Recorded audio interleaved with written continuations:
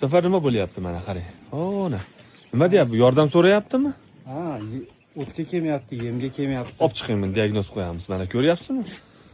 Uka qo'yda qarab tursangiz mehr bilan, hech qachon qo'y nobud bo'lmaydi. Hamisha dog'siz bo'ldi, qarang.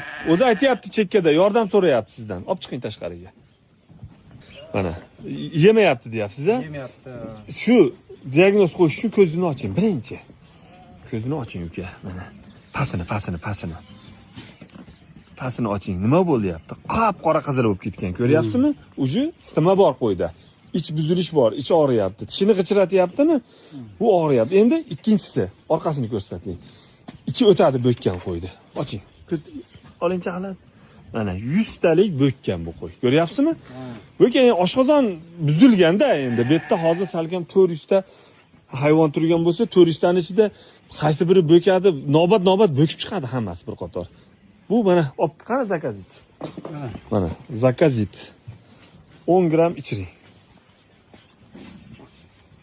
To'xtang, tashqariga chiqib ketmasin. Qalay bo'ldi? Har soatda 10 gramdan ichirib turing 3 marta. Xo'pmi? To'xtang, qonini massaj qilib tashlang endi. Paydan ko'tarib. Ujicha bo'lsa ham buzilsin hali ichkilari, ana shunday ishni. Bo'ldi, to'xtang, qo'yib yuboring, bo'ldi. Har soatda shunaqa qilib jicha massaj qilib turing. Hech bo'lmasa bir 2 minut bo'ptimi? Qo'yib yuboring. Agar butun